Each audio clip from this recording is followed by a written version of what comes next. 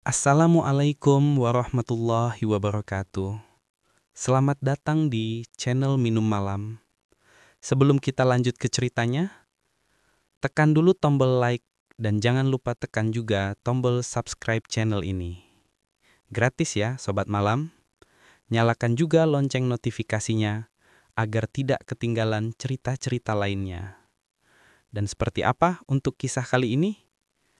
Langsung saja kita masuk ke ceritanya.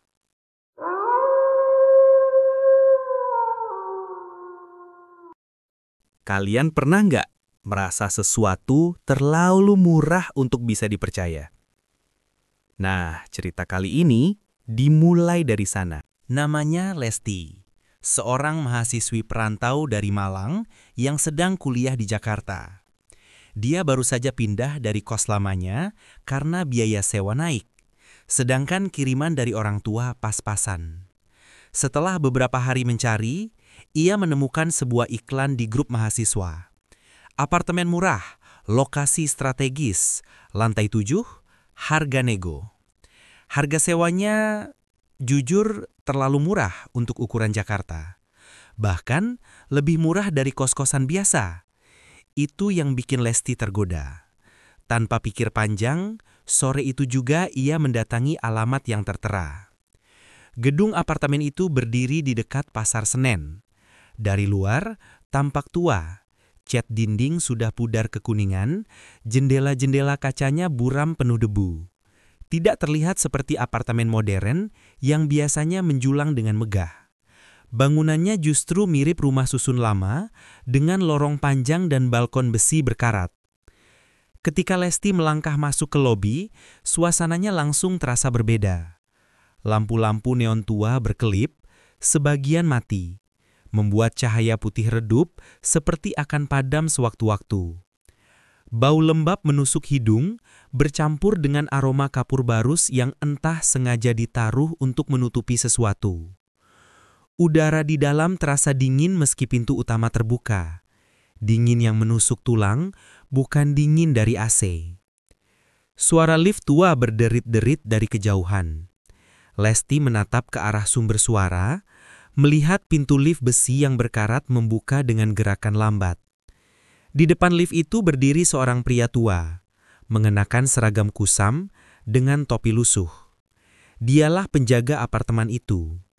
Tubuhnya kurus, wajahnya dipenuhi keriput. Matanya sayu seolah menyimpan beban besar. Dengan suara serak, ia menyapa singkat. Kamu yang mau lihat apartemen di lantai 7? Lesti mengangguk, meski sedikit ragu karena nada suaranya dingin sekali. Tanpa banyak bicara, pria tua itu menuntunnya masuk ke dalam lift. Di dalam lift, suasananya semakin menekan. Lampu kuning pucat menggantung, berayun sedikit setiap kali lift berguncang. Bau besi tua dan oli menguar, membuat perut terasa mual. Saat angka-angka di panel naik perlahan, Lesti mencoba menenangkan diri. Tapi jantungnya berdegup lebih kencang ketika angka 7 menyala merah. Pintu lift terbuka dengan suara logam beradu yang memekakan telinga. Lorong lantai 7 menyambut dengan kesunyian. Berbeda dengan lantai bawah yang tadi masih ada lalu lalang penghuni, lorong ini kosong. Sunyi sekali. Hanya terdengar suara listrik dari lampu neon yang berkedip seakan siap padam kapan saja. Dindingnya berlumut di beberapa bagian. Catnya terkelupas. Dan langit-langitnya tampak basah seolah sering bocor. Udaranya lebih dingin dari lantai bawah. Dingin yang membuat bulu kuduk Lesti berdiri. Ada bau aneh. Campuran tanah basah dengan kapur barus yang semakin menyengat. Pak Darto, nama penjaga itu, berjalan pelan di depan. Langkahnya terdengar berat, seperti menyeret kaki. Lalu ia berhenti di depan sebuah pintu besi berwarna hijau tua yang catnya sudah terkelupas. Dengan kunci karatan, ia membuka pintu itu. Nak, kalau malam, jangan sekali-kali buka jendela kamarmu. Kata-kata itu membuat Lesti mengernyit. Memangnya kenapa, Pak? Kan panas. Tanyanya separuh bercanda. Namun Pak Darto tidak menjawab. Ia hanya memalingkan wajah, seperti enggan menjelaskan lebih jauh. Setelah pria tua itu pergi, meninggalkan kunci di meja, Lesti masuk dan menutup pintu. Suara kunci berputar di lubang gembok menimbulkan gema yang entah kenapa membuat dada terasa sesak. Ia mulai menaruh tas, membuka koper, dan menata beberapa barang pribadi. Dari jendela yang tertutup gorden, samar-samar terdengar suara klakson kendaraan dari jalan raya. Tapi anehnya, suara itu terdengar sangat jauh. Padahal apartemen ini hanya beberapa ratus meter dari jalan besar.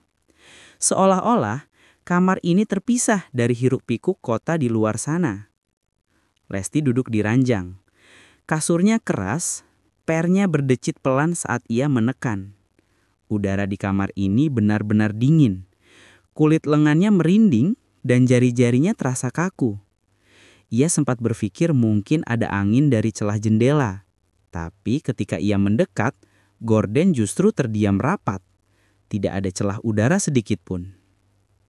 Ia menarik nafas panjang. Aroma kamar ini semakin lama semakin aneh. Bukan hanya lembab, tapi juga seperti ada bau tanah basah. Bau pekuburan setelah hujan. Malam mulai turun. Dari luar jendela, cahaya oranye lampu jalan memancar samar-samar, menembus celah gorden. Lorong apartemen semakin sepi. Hanya sesekali terdengar langkah kaki jauh di bawah, mungkin penghuni lantai lain. Tapi anehnya, suara itu terdengar sangat jauh. Padahal apartemen ini hanya beberapa ratus meter dari jalan besar. Seolah-olah kamar ini terpisah dari hiruk-pikuk kota di luar sana. Lesti duduk di ranjang, kasurnya keras, pernya berdecit pelan saat ia menekan.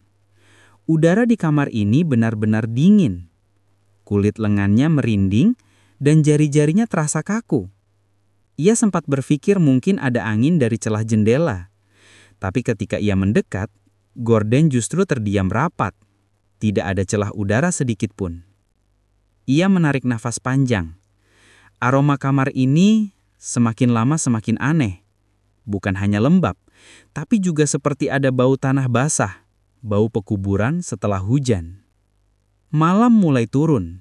Dari luar jendela, cahaya oranye lampu jalan memancar samar-samar, menembus celah gorden. Lorong apartemen semakin sepi. Hanya sesekali terdengar langkah kaki jauh di bawah, mungkin penghuni lantai lain.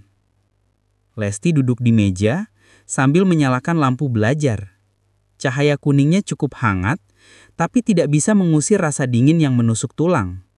Tangannya bergetar sedikit ketika ia menulis catatan kuliah. Setiap kali ia berhenti, ia sadar. Ada suara lain di balik hening itu. Suara seperti sesuatu yang diseret di lantai. Pelan, panjang, srek, srek. Awalnya ia kira itu suara penghuni lain, tapi lorong tadi begitu kosong. Ia menajamkan telinga. Suara itu semakin jelas, terdengar dari arah ujung lorong. Lalu hening sejenak, kemudian terdengar lagi, lebih dekat. Dek, dek, dek. Jantungnya mulai berdegup cepat. Ia mencoba mengabaikan, berpura-pura sibuk menulis. Tapi matanya terus melirik ke pintu.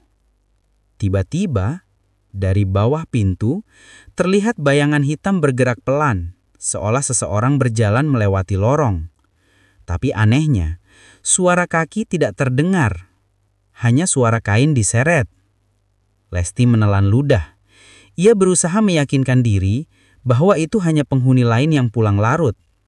Tapi ketika ia memberanikan diri membuka pintu sedikit, lorong itu kosong, sunyi. Lampu neon berkedip-kedip memancarkan cahaya dingin. Tidak ada siapa-siapa di sana. Saat ia hendak menutup pintu kembali, telinganya menangkap sesuatu. Suara berbisik lirih, entah dari mana asalnya. Pelan sekali, namun jelas terdengar. Jangan buka jendela. Lesti terpaku, wajahnya memucat. Tangannya gemetar menutup pintu dan menguncinya rapat. Dan tepat ketika ia bersandar di balik pintu, dari arah jendela kamarnya, gorden bergerak pelan, seperti ada yang menyentuhnya dari luar. Malam pertama yang mencekam. Kamar itu terasa makin sunyi setelah kejadian gorden yang bergerak sendiri. Lesti berusaha menenangkan diri. Ia menyalakan lampu meja dan duduk di kursi, mencoba mengalihkan perhatian dengan membuka buku catatan kuliah. Namun, semakin ia memaksa untuk fokus, semakin jelas rasa aneh itu merayap masuk. Sunyi yang terlalu pekat, seolah semua suara dari luar dunia ini terputus. Klakson kendaraan, teriakan orang di pasar, bahkan suara serangga malam hilang begitu saja. Yang tersisa hanyalah detak jam dinding tua di kamar. Tik, tak, mengisi ruang. Udara kian menusuk, dinginnya tidak wajar. Dingin seperti berdiri di bawah tanah basah setelah hujan. Bulu kuduk Lesti berdiri meski ia mengenakan jaket tipis. Ia mengusap lengannya, merasa ada hawa lembab yang melekat pada kulit. Aroma aneh kembali muncul. Kali ini bukan hanya bau tanah, tapi juga ada campuran anyir samar, mirip bau besi karatan yang bertemu air. Bau itu begitu pekat, semakin lama semakin kuat, seolah keluar dari dalam dinding kamar. Lesti memejamkan mata, menarik napas panjang, lalu membuangnya dengan kasar. Tapi bau itu tetap menempel di hidung, tak bisa hilang. Malam makin larut. Jarum jam dinding menunjuk angka 11. Lesti memutuskan untuk membereskan buku-bukunya dan berbaring di kasur. Ranjang besi itu berdecit saat tubuhnya menekan kasur tipis. Ia menarik selimut hingga ke dada, mencoba merasa aman. Tapi baru beberapa menit menutup mata, terdengar ketukan pelan. Tok, tok, tok. Ia membuka mata, menajamkan telinga. Ketukan itu terdengar lagi, kali ini lebih jelas. Bukan dari pintu utama, melainkan dari arah samping kamar, dari dinding sebelah kiri. Padahal kamar di sebelahnya kosong. Saat siang tadi, ia sempat melongok ke lorong.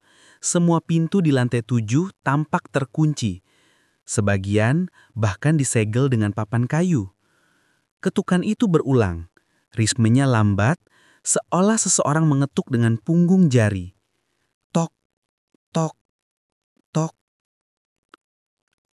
Lalu hening. Lesti menarik napas cepat. Ia menoleh ke dinding itu. Tidak ada tanda apa-apa, hanya cat tembok yang mengelupas. Ia mencoba meyakinkan diri, mungkin suara pipa atau tikus besar yang terjebak. Ia menutup mata kembali meski hatinya waspada. Tidak lama setelahnya, ketukan itu berhenti, digantikan suara lain. Suara napas. Dalam-dalam, berat, seakan dada seseorang sesak.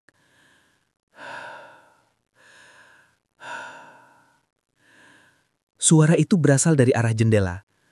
Lesti terdiam. Jantungnya berdegup kencang. Ia memalingkan wajah ke jendela yang tertutup gorden tebal. Gorden itu tampak bergoyang pelan. Padahal tadi tertutup rapat.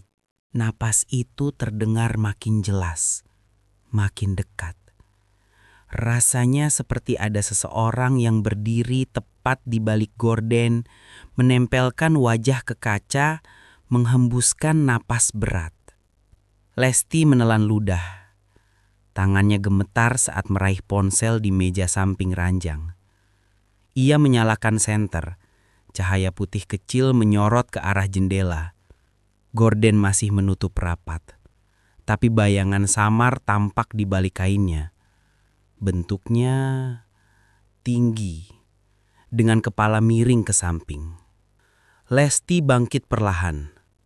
Langkahnya pelan, hampir tanpa suara. Ia ingin memastikan, mungkin itu hanya pantulan bayangan sesuatu dari luar. Ia meraih gorden, jari-jarinya sudah menyentuh kain tebal itu. Tepat sebelum ia menariknya, sesuatu menyentuh lengannya. Dingin, licin, dan berbau tanah.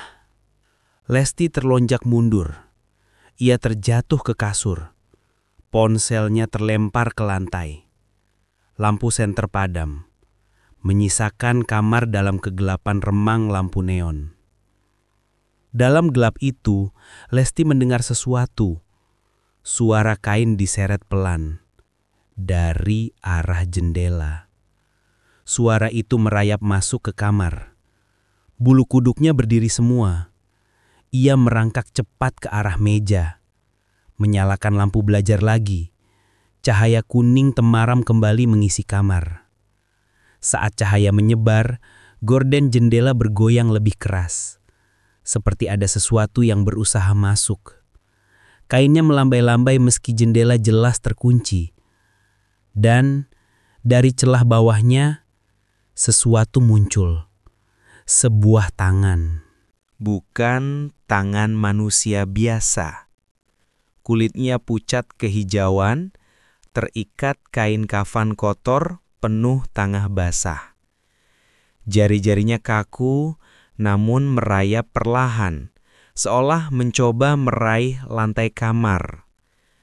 Dari selah jari itu menetes air coklat keruh. Bau busuk tanah makam menyebar ke seluruh ruangan. Lesti menjerit tertahan. Tangannya menutupi mulut agar suara tidak terdengar keluar. Tubuhnya gemetar hebat. Ia menunduk, menatap tangan itu yang terus merayap masuk lebih jauh. Dalam kepanikan, ia meraih bantal dan melemparkannya ke arah jendela. Bantal itu menabrak gorden dengan keras, membuat tangan itu menghilang seketika. Gorden jatuh menutup rapat, diam kembali. Sunyi. Hanya suara nafas Lesti yang tersengal-sengal. Ia duduk di kasur, keringat dingin membasahi pelipis. Jantungnya masih berdegup tak terkendali. Rasanya ia ingin segera lari dari kamar itu. Tapi pikirannya kacau. Kemana ia harus pergi? Malam sudah larut dan ia tidak mungkin berani keluar sendiri ke lorong yang sepi itu. Dengan tubuh gemetar, ia meraih bantal dan melemparkannya ke arah jendela. Bantal itu menabrak gorden dengan keras, membuat tangan itu menghilang seketika.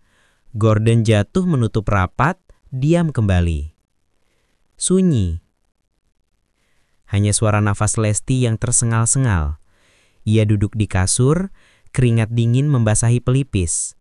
Jantungnya masih berdegup tak terkendali. Rasanya ia ingin segera lari dari kamar itu, tapi pikirannya kacau. Kemana ia harus pergi? Malam sudah larut dan ia tidak mungkin berani keluar sendiri ke lorong yang sepi itu. Dengan tubuh gemetar, ia meraih ponsel di lantai. Layarnya retak, tapi masih menyala. Ia ingin menelpon temannya atau mungkin satpam di bawah. Namun, sinyal hilang. Hanya ada tulisan no service. Ya Allah, bisiknya lirih, hampir tanpa suara. Ia mencoba tidur lagi, kali ini menarik selimut hingga menutupi kepala. Tapi bau busuk itu masih ada. Aroma tanah basah bercampur anyir menusuk hidung hingga membuat mual. Setiap kali ia memejamkan mata, bayangan tangan itu muncul kembali di pikirannya. Sekitar pukul 2 dini hari, rasa kantuk mulai memaksa tubuhnya. Namun, tepat ketika ia hampir terlelap, suara itu kembali. Tok, tok, tok. Tapi kali ini, bukan dari dinding. Suara ketukan terdengar jelas dari arah jendela. Pelan, berulang. Seperti seseorang mengetuk kaca dari luar. Lesti menahan nafas, tubuhnya kaku. Ia tak berani bergerak sedikit pun.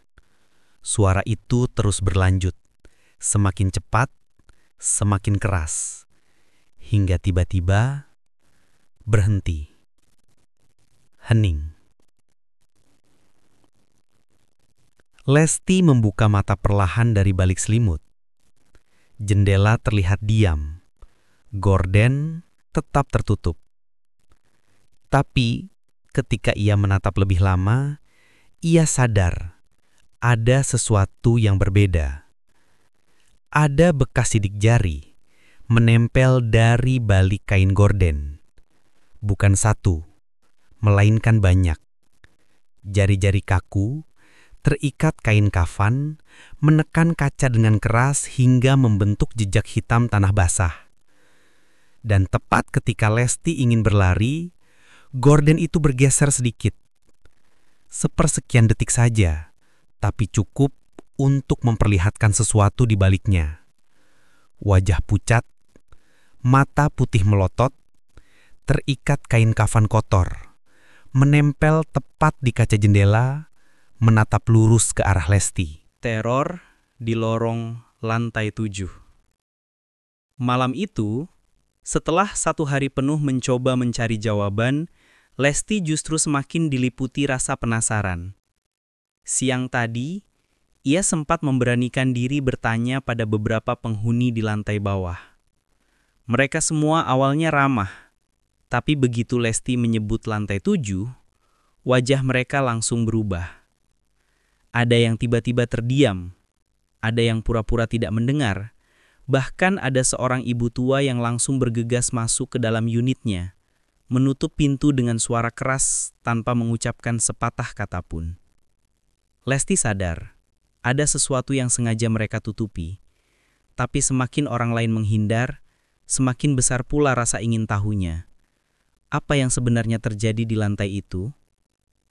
Saat matahari tenggelam, suasana apartemen kembali sepi.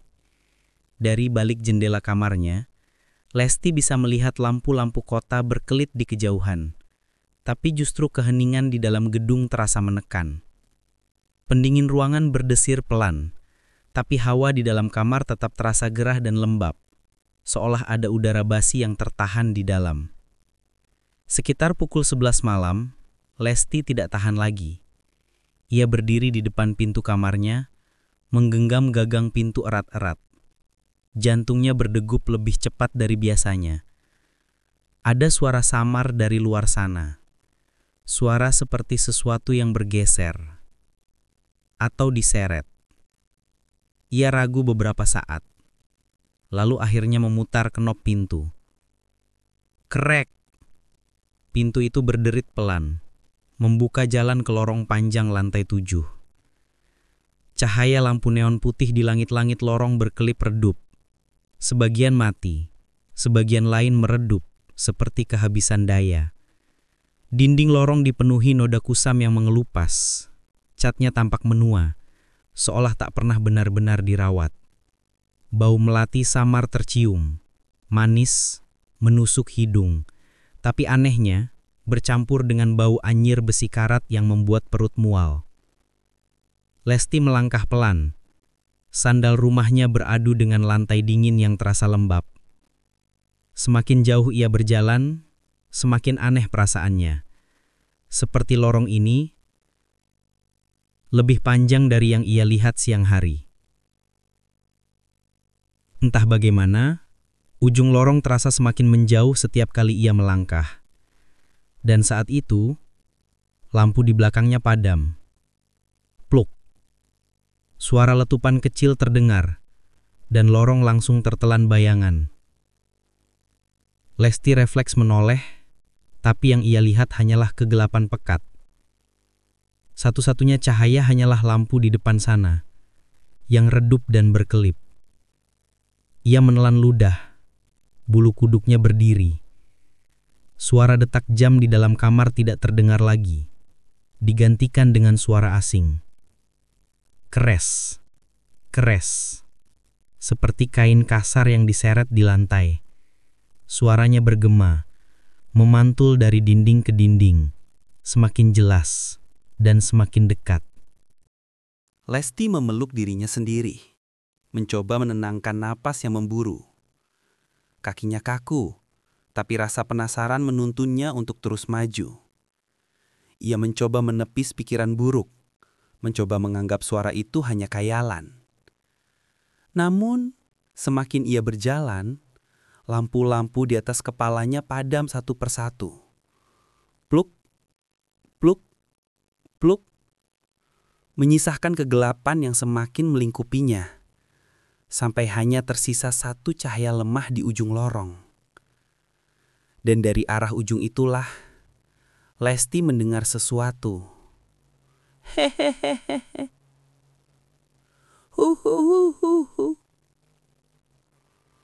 Tawa kecil bercampur dengan isak tangis. Suara itu tipis tapi jelas, seperti datang dari seseorang yang berdiri di ujung lorong. Menunggunya. Lesti berhenti. Suara itu membuat tubuhnya kaku. Tawa kecil itu terdengar renyah, tapi diselingi tangisan yang terisak pilu, membuat bulu kuduk berdiri semakin tegak. Tiba-tiba, pintu kamar di sebelah kanannya terbuka dengan sendirinya. Engselnya berdecit panjang, menimbulkan gema seram di lorong kosong itu. Krek. Lesti menoleh. Dari dalam ruangan gelap itu, ia melihat sesuatu. Sosok. Duduk di lantai, membelakangi pintu. Tubuhnya terbungkus kain putih lusuh. Kepalanya miring. Kain kafannya kotor dengan bercak tanah coklat gelap. Bahunya naik turun seperti bernafas, meski tidak terdengar suara nafas sama sekali. Lesti mundur satu langkah. Tapi, sebelum ia sempat berbalik, pintu kamar lain di sisi kiri terbuka. Krek. Dan di sana juga ada pocong. Duduk diam di tengah ruangan, menghadap ke pintu. Kepalanya tegak, matanya putih penuh menatap lurus ke alang lorong. Wajahnya hancur, kulitnya membusuk. Tapi bola mata itu tetap utuh, berkilat aneh dalam kegelapan. Lesti mulai panik. Ia melangkah mundur cepat, tapi justru lebih banyak pintu kamar yang terbuka sendiri. Satu demi satu. Brak, brak, brak. Dan dari masing-masing kamar itu, pocong muncul. Semuanya duduk diam, menghadap lorong, seolah menunggu sesuatu. Lesti menggigil. Suasana semakin sesak. Bau melati semakin kuat menusuk hidungnya, bercampur dengan bau busuk yang membuat tenggorokannya ingin muntah. Keringat dingin mengalir di pelipis, tapi kulitnya terasa beku, seperti ada hawa dingin yang menyelimuti seluruh tubuhnya. Lalu, sebuah suara lirih terdengar. Bukan dari mulut pocong-pocong itu, melainkan dari arah lorong yang semakin gelap. Kamar ini dulu bukan untuk manusia. Suara itu berat, parau namun jelas, seperti keluar dari tenggorokan yang sudah lama membusuk. Lesti menutup mulutnya dengan tangan, menahan teriakan. Dadanya naik turun cepat, kakinya ingin berlari, tapi tubuhnya terlalu kaku. Ia hanya bisa berdiri, terjebak di antara deretan pocong yang kini menatapnya bersamaan. Lalu, sesuatu bergerak di ujung lorong. Samar, sebuah bayangan putih melayang, tak seperti yang lain. Lebih tinggi, lebih besar, wajahnya tak terlihat jelas, hanya sekelebat kain putih lusuh yang bergetar seperti ditiup angin. Dan saat ia bergerak maju, semua lampu yang tersisa padam serentak. Pluk! Lorong tenggelam dalam kegelapan total. Lesti terperangkap dalam gelap, hanya ditemani suara tawa bercampur tangis dan kain kafan yang diseret perlahan. Semakin dekat. Lesti berlari terbirit-birit kembali ke unit kamarnya. Nafasnya tersengal, dadanya terasa sesak, seolah paru-parunya menolak bekerja. Kakinya gemetar, langkahnya terseret, dan setiap kali menoleh ke belakang, ia merasa lorong itu masih dipenuhi mata-mata kosong yang menatapnya tanpa berkedip. Begitu pintu kamar berhasil ditutup dengan keras, ia langsung terjatuh bersandar ke daun pintu. Nafasnya berat, tubuhnya basah oleh keringat dingin yang mengalir deras. Tangannya gemetar saat menyentuh dinding, mencari pegangan. Ruangan seolah berputar, namun hawa dingin masih menusuk tulang. Lebih menusuk daripada udara malam biasa. Ia mengusap wajahnya dengan tangan yang basah keringat. Aku harus keluar. Aku harus pergi dari sini. Batinnya panik. Lampu kamar berkelip sebentar, lalu kembali menyala redup. Aroma Kamboja yang menyengat entah dari mana semakin terasa, bercampur dengan bau tanah basah yang menusuk hingga ke kerongkongan. Lesti segera bangkit, meraih tas kecilnya di atas meja. Tapi saat ia menarik ranselnya, sesuatu terjatuh dari bawah ranjang. Sebuah suara tipis terdengar. Ceklek. Seperti sesuatu yang terselip lama, akhirnya jatuh karena gerakan kecilnya. Dengan ragu, Lesti jongkok dan mengintip ke bawah ranjang. Di sana, setengah tertutup debu, ada sebuah benda tipis berbentuk persegi. Ia meraih dengan tangan gemetaran dan menariknya keluar. Sebuah foto. Kertasnya sudah menguning, tepinya retak, dan warnanya pudar. Tapi yang membuat darahnya berhenti mengalir adalah isi gambar itu. Seorang gadis tersenyum kaku. Wajahnya mirip sekali dengan Lesti. Bahkan bukan sekadar mirip, itu seperti cerminan dirinya sendiri. Rambut panjang sebahu, senyum samar yang aneh, mata yang menatap lurus ke arah kamera. Dan yang paling membuat Lesti hampir menjatuhkan foto itu, gadis di dalam foto mengenakan baju yang sama persis dengan yang ia kenakan malam itu. Baju tidur sederhana berwarna biru pucat dengan pola bunga kecil. Tubuh Lesti kaku. Nafasnya tercekat. Tangannya gemetar saat menggenggam foto itu, hingga hampir merobeknya. Bagaimana bisa? Ini aku. Ketakutan itu membuatnya spontan berdiri, hendak berlari keluar. Ia membuka pintu kamar dengan kasar. Lorong di luar masih gelap total. Hanya ada cahaya merah samar di ujung, seperti bara api yang berdenyut pelan. Dan di tengah lorong itu, seseorang berdiri. Pak Darto. Tubuhnya tegak, wajahnya separuh tertutup bayangan, hanya matanya yang memantulkan cahaya merah samar itu. Ekspresinya datar. Tak lagi ramah seperti saat pertama kali Lesti bertemu dengannya. Pak, apa yang sebenarnya terjadi di sini? Suara Lesti bergetar, setengah histeris. Pak Darto melangkah maju, pelan namun mantap. Suara sepatunya bergema di lantai lorong, berat dan dingin. Setiap langkahnya seakan membawa hawa dingin yang menusuk kulit. Ia berhenti beberapa meter di depan Lesti, lalu dengan suara rendah, datar, namun menusuk, ia berkata, Sekarang giliranmu, Nak. Yang lama sudah menunggu. Ucapan itu membuat tubuh Lesti membeku. Kata-kata itu seolah mengunci sendi-sendinya, membuatnya sulit bergerak. Dari ujung lorong, suara kain diseret kembali terdengar. Keras, keras. Perlahan tapi semakin keras. Bau bunga Kamboja semakin pekat, seolah ribuan kuntum baru saja ditebarkan di sepanjang lorong. Lesti menoleh ke kiri dan kanan. Pintu-pintu kamar di lorong mulai terbuka satu persatu. Meski tadi ia sudah menutup semuanya dengan panik. Dari dalam kegelapan kamar itu, sosok-sosok berbalut kain kafan mulai muncul. Mereka tidak melompat, tidak bergerak cepat. hanya berdiri atau duduk di ambang pintu, menatap lurus ke arah Lesti. Mata-mata putih mereka kosong, namun menempel kuat di wajahnya. Lesti menundur masuk ke dalam kamar, tapi langkahnya goyah. Ia menabrak cermin besar yang tergantung di dinding. Cermin itu bergetar, memantulkan sosoknya yang pucat. Namun saat ia menatap pantulan itu, darahnya berhenti mengalir. Wajahnya sudah berubah. Kulitnya membiru, pucat, seolah aliran darahnya berhenti.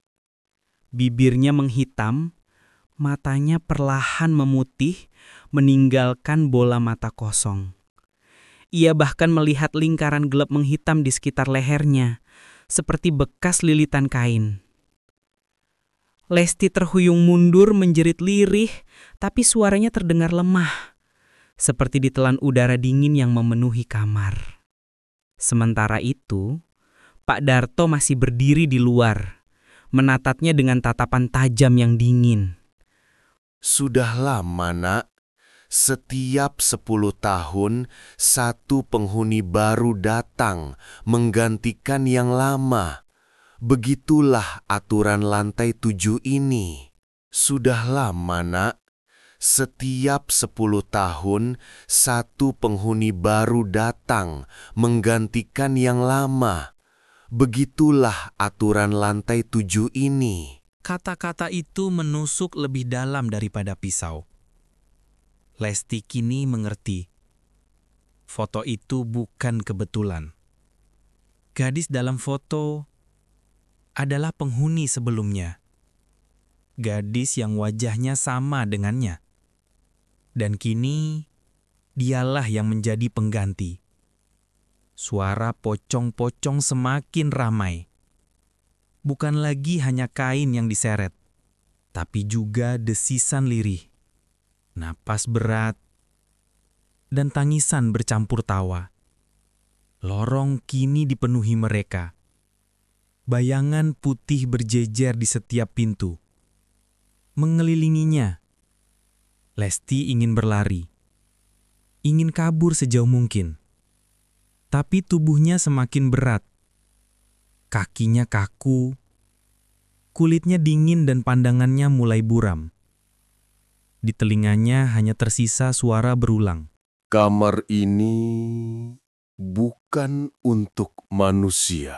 Dan tepat saat ia menoleh ke cermin sekali lagi, pantulan dirinya sudah tak lagi manusia. Sosok berbalut kain putih berdiri di tempatnya, dengan wajah rusak, mata kosong, dan senyum samar yang sama persis seperti gadis di dalam foto tadi. Lampu kamar mendadak padam. Gelap total. Yang tersisa hanyalah suara Pak Darto, berbisik dingin dari balik lorong. Selamat datang di lantai 7. Cerita menggantung di saat Lesti menyadari dirinya sudah bukan lagi manusia, melainkan bagian dari kutukan penghuni apartemen lantai 7. Pocong-pocong mengelilingi, dan Pak Darto hanya menjadi penjaga yang memastikan ritual berjalan selamanya.